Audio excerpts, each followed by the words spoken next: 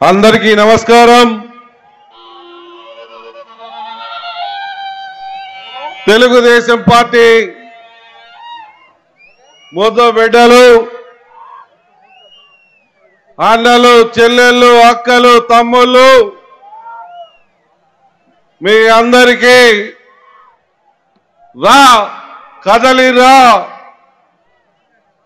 అనే నినాదంతో ఈరోజు ఈ ప్రాంగణానికి వచ్చినటువంటి సోదరులందరికీ, సోదరీమణులందరికీ కూడా హృదయపూర్వకంగా నమస్కారాలు తెలియజేస్తా ఉన్నాను.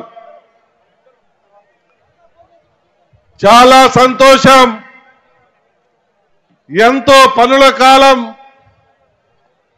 రైతు గుండెల మీద చేసుకొని ఎప్పుడు చినుకులు పడతాయా, ఎప్పుడు మా పంటలు ఇబ్బందులు పడతాయా అని చెప్పి ఆలోచన చేస్తూ, కానీ బాబు గారు వస్తా ఉన్నారు. ఒక్కసారి చూడాలని ఆయన మనం పండించిన పంటలను సైతం లెక్క చేయకుండా నష్టము జరుగుతాదని ఆలోచన ఉన్నా కూడా భయపడకుండా ఈరోజు లక్షలాది మంది ఈ కార్యక్రమానికి తరలి రావటం తెలుగుదేశం పార్టీ చేసుకున్న అదృష్టంగా భావిస్తా ఉన్నాం.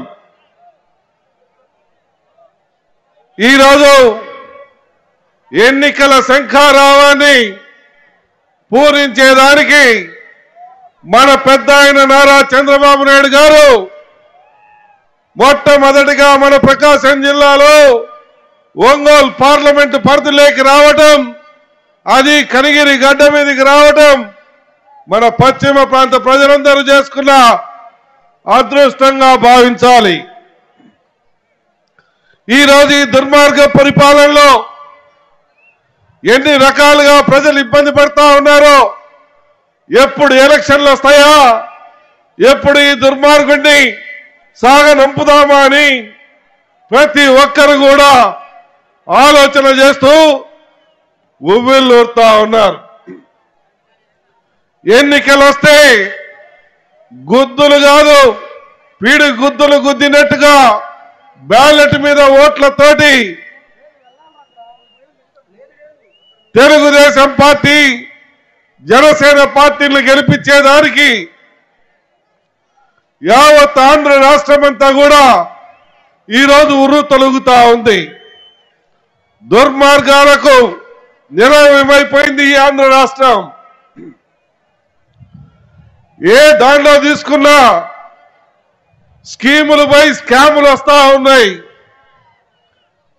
ఇసుక స్కాము, మద్యము స్కాము, కరెంటు స్కాము, భూ స్కాము, ఇలా స్కాముల మీద స్కాములు పెట్టి పేద ప్రజల నడ్డి విరుస్తూ మన ప్రాంతంలో,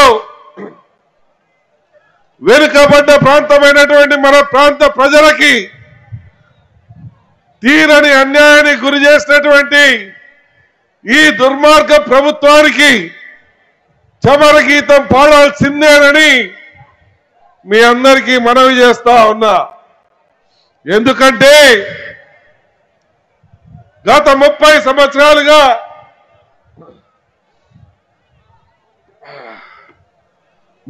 సంవత్సరాలుగా త్రాగటానికి నీళ్లు లేక అనేక రకాలుగా ఇబ్బందులు పడుతూ ఫ్లోరిన్ నీళ్లతో ఈ ప్రాంతమంతా కూడా, మన పశ్చిమ ప్రాంతమంతా కూడా నీళ్లు తాగి అనేక రోగాలతో ఇబ్బంది పడుతూ ఉంటే వెలుగొండ ప్రాజెక్టును ఇదిగో తెస్తాం, అదిగో తెస్తామని చెప్పి మన అందరి చెవులో మట్టి పెట్టి, చెవులో క్యాలీఫ్లవర్ పూలు పెడుతూ ప్రజల్ని మోసం చేస్తూ ఏ రోజుటికి ఆ రోజు వాళ్ళు కోట్లు దండుకుంటూ మనల్ని ఇబ్బంది పెడతా ఉన్నమాట వాస్తవం.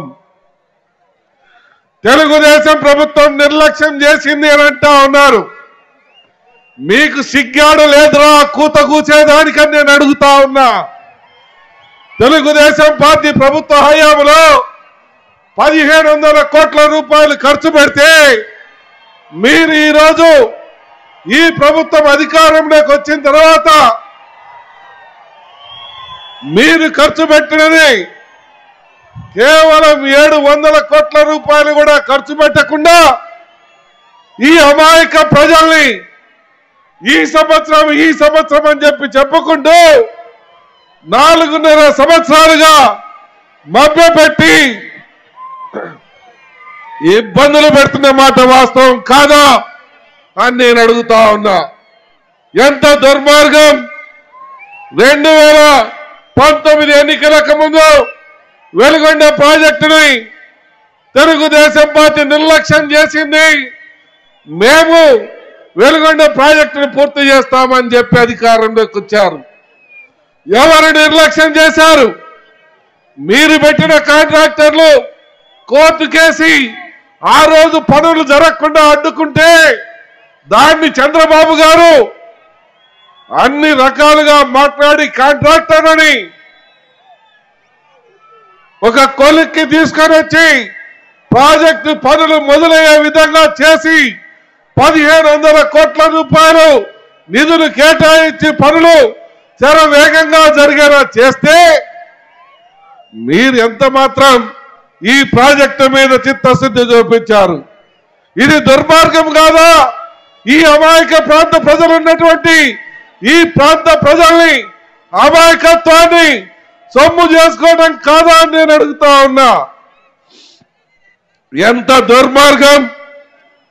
వెలుగొండ ప్రాజెక్టును 2019లో పూర్తి చేస్తా అన్నావు, 19/20లో పూర్తి చేస్తా అన్నావు, 20/21లో పూర్తి చేస్తా అన్నావు, 21/22 అన్నావు, 22/23 వచ్చింది, 23 ఆగస్టు అన్నావు, సెప్టెంబర్ అన్నావు, అక్టోబర్ అన్నావు, నవంబర్ అన్నావు. లాస్ట్కు ఈత కొడతామని పోతే ఆడ నీళ్లు లేవు. ఎంత దుర్మార్గమో మీరు కూడా ఆలోచన చేయండి. ప్రాజెక్టుల మీద చిత్తశుద్ధి ఉన్నది, రైతుల మీద ప్రేమ ఉన్నది ఒక్క నారా చంద్రబాబు నాయుడు గారికి. మీకు ఉదాహరణ కూడా చెప్పమంటారా?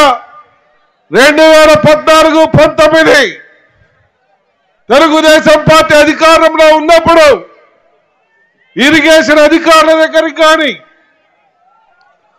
ఆర్డబ్ల్యూఎస్ అధికారుల దగ్గరికి కానీ, అగ్రికల్చర్ అధికారుల దగ్గరికి కానీ మీరు పోయి మాకు వ్యవసాయ పనిముట్లు కావాలన్నా, స్ప్రింక్లర్లు కావాలన్నా, ట్రిల్లర్లు కావాలన్నా, ట్రాక్టర్లు కావాలన్నా, గొర్రెలు కావాలన్నా, అలాగే పట్టలు కావాలన్నా ఏ ఒక్క ఎమ్మెల్యే కానీ ఇన్ఛార్జ్ కానీ వాళ్ళ సంతకాలు లేకుండా డైరెక్ట్ గా పోయి తెచ్చుకున్నటువంటి వాళ్ళు కొన్ని లక్షల మంది ఉన్నారు. మరి ఈ ప్రభుత్వంలో ఎవరు తెచ్చుకున్నారు? ఎమ్మెల్యే లెటర్ కావాలి, లేదంటే మంత్రి లెటర్ కావాలి, లేదంటే ముఖ్యమంత్రి సిఫారసు చేయాలి. ఇదా రైతుల మీద ఉన్న ప్రేమ? ఇదా ఈ రైతులకు మీరు చూపిస్తున్నటువంటి ప్రేమ? చెప్పులు అరిగేలా సిఫారసు లెటర్ల కోసం తిరిగి అరిసిపోయి మాకొద్దు బాబు ఈ యొక్క ప్రభుత్వంలో ఇస్తున్నటువంటి పథకాలని కొన్ని లక్షల మంది రైతులు ఈరోజు ఆ పెద్దాయన కోసం ఎదురు చూస్తా ఉన్నారంటే అది చంద్రబాబు నాయుడు గారి మీద ఉన్నటువంటి నమ్మకం అని చెప్పి నేను మీ అందరికీ మనవి చేస్తా ఉన్నా.